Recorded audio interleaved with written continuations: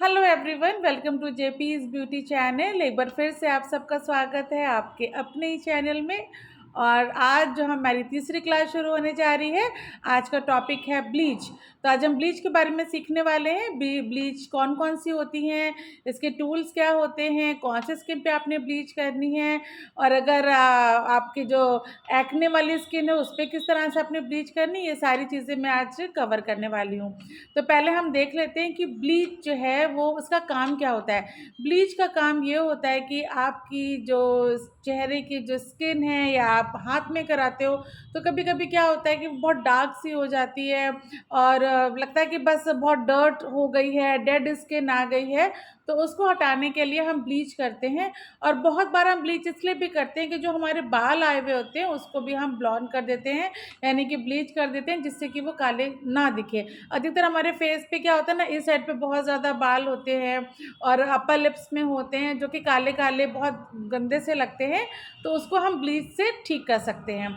अब आती है बात कि ब्लीच कितने तरह की होती है। ब्लीच बहुत सारी तरह की होती है। गोल्ड ब्लीच होती है, सिल्वर होती है, इंस्टेंट ग्लो होती है, ब्यूटी फ्रूट होती है, ऑक्सी होती है, पपाया होती है। तो ब्लीच जो है वो बहुत तरह की होती है और माइल्ड ब्लीच भी होती है। आपने स्किन के अकॉर्डिंग देखना है कि आपको कौन सी ब्लीच जो है वो करनी है। सबसे अच्छी ब्लीच जो होती है, अधिकतर वो जो ब्राइडल वगैरह में करते हैं वो सिल्वर, गोल्ड या पर्ल को हम लोग यूज़ करते हैं। अब बात आती है कि ब्लीच जो है उसको उसके टूल्स क्या क्या हैं। आपको ब्लीच करने के लिए सबसे पहले चाहिए होगा एक ग्लास बाउल, जिसमें कि आप ब्लीच को निकालेंगे। कभी भी आपने प्लास्टिक में या स्टील में ब्लीच को नहीं बनाना है। ध्यान रखें, जब भी आप ब्लीच बना रहे हैं तो आपके पास कोई भी ग्लास बाउल होना चाहिए, कोई कांच की कटोरी होनी चाहिए, उस पर आप ब्लीच जो है उसको बनाना शुरू करिए। साथ में आपको चाहिए होगा एक सॉफ्ट टॉवल, आपको चाहिए होगा क्लिनजिंग मिल्क, आपको चाहिए होगा हेयर बैंड, जो आपके आपके जो बैंड है वो आपके पूरे बालों को कवर हो कर सके, ताकि जब आप ब्लीच कर रहे हैं तो उसके बीच में जो आपके जो सर के बाल है ना वो ना आए और वो ख़राब ना हो। तो वो बहुत ज़्यादा ज़रूरी है। बाकी मैं लिख के भी आपको दे दूँगी कि आपको कौन कौन से टूल्स जो है वो चाहिए। अब बात आती है कि किन कौन सी स्किन पे हम कर सकते हैं। सबसे पहले जब भी आपने ब्लीच करनी है तो उसका एक पैच टेस्ट ज़रूर कर लीजिए। या तो आप हाथ पे कर सकते हैं, नहीं तो आप कान के पीछे भी कर सकते हैं। उसको लगा के आप 10-15 मिनट छोड़ दीजिए और उसके बाद देखिए कि अगर कोई भी रैशेज़ नहीं आ रहे, कोई भी दाने नहीं आ रहे, तो आप उसको अप्लाई कर सकते हैं। हाँ, थोड़ी-सी वो मतलब लगती है, लेकिन वो आम बात है, तो उससे घबराने वाली बात नहीं है। लेकिन अगर आपको रैशेज़ हो रहे हैं या दाने आ रहे हैं तो आपको ब्लीच नहीं करनी है। अब बात आती है कि क्या एक्ने स्किन पे ब्लीच कर सकते हैं कि हाँ कि नहीं। जी हाँ, आप एक्ने स्किन पे भी ब्लीच कर सकते हैं, लेकिन जो भी आपके एक्ने हैं, जो आपके दाने हैं, उनके ऊपर आपने ब्लीच को नहीं लगाना है। उसके लिए आपने क्या करना है, कोई भी आपने सैंडल पैक यानी कि चंदन का पैक ले लेना है। उस पैक को पहले ब्लीच करने से पहले आपने अपनी फेस को अच्छी तरह से क्लींजिंग मिल्क से क्लीन करना है। उसके बाद जितने भी आपके दाने हैं वहाँ पे आपने पैक लगाना है। ठीक है, ब्रश ले लीजिए, ब्रश से आपने सारे दानों में ऐसे पैक जो है वो लगा लीजिए। और जब पैक आपका अच्छी तरह से लग जाए उसके बाद 2 मिनट को सूखने दीजिए और फिर ब्लीच लगाइए। लेकिन जहाँ जहाँ पे आपके दाने हैं उनको अवॉइड करिए, उसके ऊपर आप ब्लीच मत लगाइए। बाकी जो आपकी स्किन खाली है उस पर आप ब्लीच लगा सकते हैं।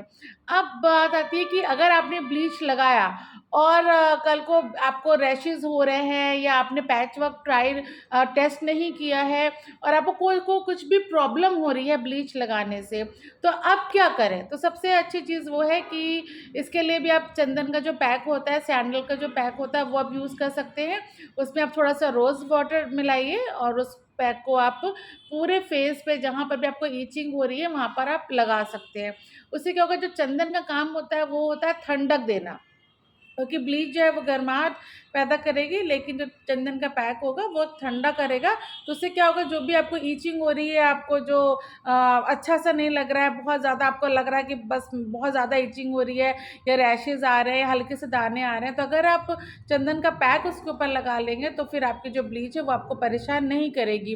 ब्लीच एक ऐसी चीज़ है कि अगर आप मान लीजिए आप कहीं पर ओकेजन में जा रहे हैं, आपके पास टाइम नहीं है, तो आप फेशियल कराने नहीं जा सकते, आप बहुत बड़े बड़े मास्क नहीं लगा सकते, तो ऐसे में क्या करें। तो ब्लीच जो होता है वो सबसे अच्छा ऑप्शन होता है, क्योंकि ब्लीच आपको तुरंत इंस्टेंट रिजल्ट देती है। अब अभी आप ब्लीच करेंगे, उसके लिए आपको 1 या 2 दिन का वेट नहीं करना पड़ता है, वो तुरंत आपके जो काले काले बाल हैं उनको ब्लॉन्ड कर देती है।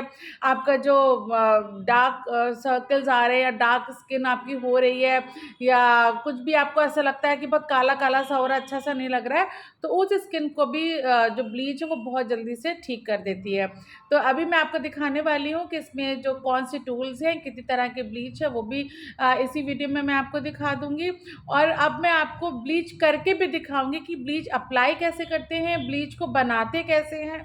ब्लीच को हमेशा जब भी आपने बनाना है, अगर आप फेस के लिए बना रहे हैं तो आपने 1 स्पून ब्लीच ले लेना है और 2 पिंच होता है ना, पिंच इसको बोलते हैं, इसके बीच में जो भी चीज़ आती है उसको पिंच बोलते हैं, ठीक है। तो आपने 2 पिंच आपने एक्टिवेटर लेना है और उसमें डाल देना है, और जब उसको आप मिक्स करेंगे तो उसमें आप रोज़ वाटर ज़रूर 1 या 2 ड्रॉप ज़रूर डालिए, तो जिससे कि जो ब्लीच का रिजल्ट है वो बहुत ज़्यादा अच्छा आता है। तो हमेशा आप ऐसे बनाइए, मैं आपको बना के भी दिखाने वाली हूँ, कैसे अप्लाई करना है वो भी मैं बताने वाली हूँ इसी वीडियो में।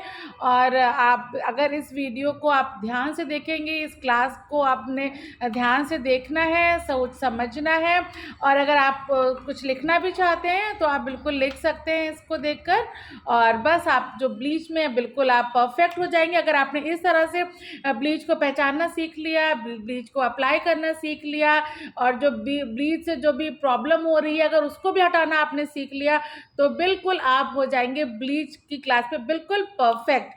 तो चलिए देख लेते हैं आगे की चीज़ों को भी। और अगर आपने इस चैनल से थोड़ा बहुत भी कुछ भी सीखा है, आपको मज़ा आ रहा है, अपनी क्लास में आप सीख रहे हैं, तो प्लीज़ हमारे चैनल को लाइक करें, शेयर करें, सब्सक्राइब भी करें। और हाँ, हमारे चैनल का जो स्लोगन है, मुस्कुराओ और निखर जाओ, तो हमेशा मुस्कुराते रहिए, खुश रहिए और अपना ध्यान रखिए। अब ब्लीच देख लेते हैं कि क्या क्या सामान हमें चाहिए ब्लीच करने के लिए। तो सबसे पहले हम लेंगे ब्लीच, जो भी ब्लीच आपने करनी हो वो ब्लीच आपको चाहिए होगी। एक कांच की कटोरी चाहिए होगी, कांच में की कटोरी में ही आपने इसको बनाना है। रोज़ वाटर, एक ब्रश इस तरह का, कॉटन, और कोई भी मॉइस्चराइज़र क्रीम। तो हम बनाना शुरू करेंगे। तो ये है हमारी ब्लीच, तो ये इसको हम ले लेंगे, और ये है एक्टिवेटर, इसको खाली 2 पिंच ही लेते हैं। तो मैं बनाना बताऊंगी कि किस तरह हमने ब्लीच बनाना है। तो ये हम लोग ने ले लेनी है ब्लीच इस तरह से, ये 1 ही स्पून लेंगे, और इसमें हमने 2 पिंच हमने एक्टिवेटर का ऐड करना है इस तरह से, बस ज़्यादा नहीं डालना है एक्टिवेटर।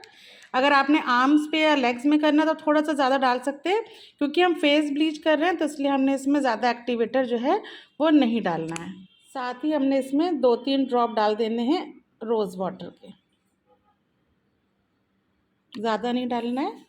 और इसको ये वाला रोज़ वाटर मैं यूज़ कर रही हूँ, और इसको हमने ब्रश से अच्छी तरह से मिक्स कर लेना है। इतना मिक्स करना है कि जो एक्टिवेटर है ना ये बिल्कुल इसमें घुल जाए और बिल्कुल भी ये दिखाई ना दे, बिल्कुल मेल्ट हो जाना चाहिए एक्टिवेटर को इस ब्लीच में। और जब वो मेल्ट हो जाएगा तो इसका मतलब ये है कि हमारी जो ब्लीच है वो बिल्कुल रेडी हो गई है अप्लाई करने के लिए। ये जो हमारी ब्लीच है ये हो गई है। इसका पहचान ये है कि जो भी ब्लीच होगी ना ये बिल्कुल फूल जाएगी, तो इससे पता चल जाएगा कि जो एक्टिवेटर है वो अच्छी तरह से इसमें मेल्ट हो गया है। अब अप्लाई करेंगे, पहले हम फेस को क्लीन करेंगे। तो ये हमने ले लिया मॉइस्चराइज़र क्रीम इस तरह से, और इससे हम फेस को क्लीन करेंगे।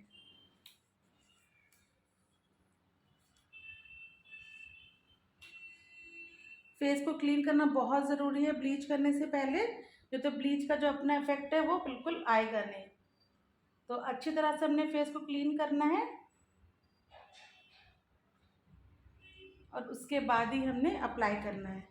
साथ ही हमने कोई भी बैंड या कुछ भी आप लगा दीजिए कि यहाँ के जो बाल है ना वो बिल्कुल आए ना, तो फिर वो भी ब्लीच हो जाएंगे तो अच्छा नहीं लगेगा।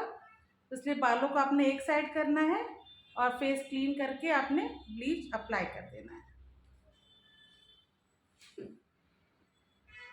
जब हम ब्लीच को अप्लाई करेंगे तो याद रखिए नीचे से हमने ऊपर की तरफ लगाना है, ऊपर से स्टार्ट नहीं करना है।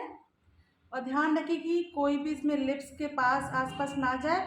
और जब आप ब्लीच अप्लाई कर रहे हैं तो ब्रश के निशान भी नहीं होने चाहिए, तब लगेगा कि आपने बिल्कुल परफेक्ट किया है। ऐसा नहीं है कि एक तरफ से आप ब्रश चला रहे हैं उल्टा फिर सीधा, एक साइड से आपने ब्रश को चलाना है और वैसे ही आपने रखना है। जैसे आप देख रहे हैं कि बिल्कुल भी ब्रश का जो है वो निशान भी नहीं आ रहा, और हमने एक तरह से ही शुरू किया है, इस तरह से, और डायरेक्शन ऐसी होनी चाहिए। आंखों के पास ज़्यादा तक नहीं लेके आनी है, थोड़ा सा दूरी रखनी है ब्लीच को। साथ में हमने अपर लिप्स को कवर करना है, और अब कवर करेंगे हम नोज को, इस तरह से दोनों साइड से अच्छी तरह से कवर कर लेना है।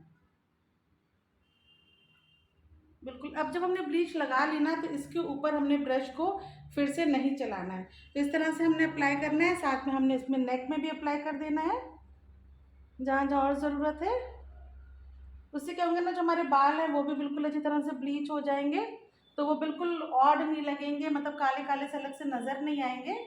तो गर्दन पे भी ज़रूर ब्लीच ज़रूर करें, ताकि ऐसा ना हो कि फेस अलग हो और नेक आपकी बिल्कुल अलग दिखाई दे। साथ में हमने ईयर्स को भी कवर करना है ब्लीच से, इस तरह से।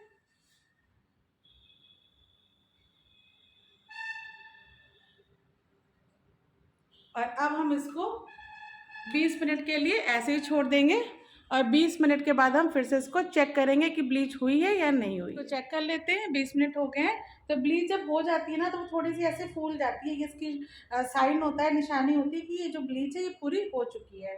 तो हम इसको ठंडे पानी से साफ कर देंगे।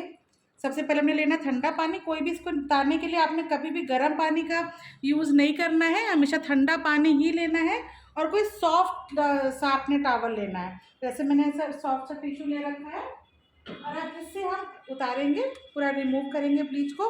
रिमूव करने के लिए भी इसका मेथड है, हमने नीचे से लगाना शुरू किया था, तो हम नीचे से ही इसको उतारना भी शुरू करेंगे। बहुत हल्के हाथ से करना है हमने, इसको बिल्कुल भी रगड़ना नहीं है।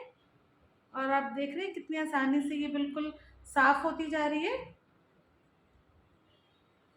और इसी तरह से हमने थोड़ा थोड़ा सा पोर्शन लेके इसको बिल्कुल क्लीन करना है, इस तरह से।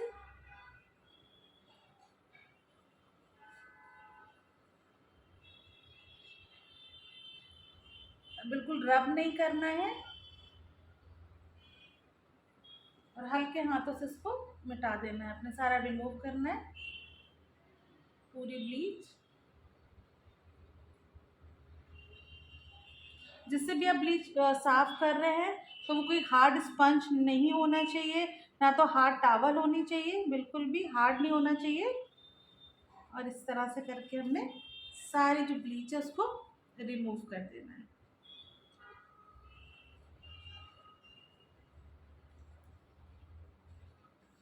जो है वो हमारी कंप्लीट हो गई है, और आप देख सकते हैं कि चेहरा भी थोड़ा सा चमकने लग गया है।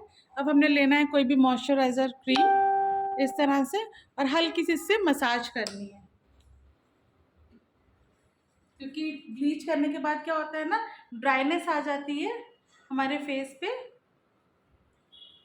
तो इस तरह से हमने हल्के हाथों से मसाज करनी है, ताकि जो ड्राइनेस आई है ब्लीच से वो बिल्कुल भी रहे ना। अच्छी तरह से पूरे पे लगाना है, जहाँ जहाँ आपने ब्लीच लगाई थी ना, इसको वहाँ पे आपने इसको अप्लाई कर देना है। और इस तरह से हमारी जो ब्लीच है वो बिल्कुल कंप्लीट हो गई है। ब्लीच हमारी कंप्लीट हो गई है। देखिए फेस जो है वो कितना अच्छा ग्लो करने लगा है। तो इस तरह से ही आपने ब्लीच करनी है।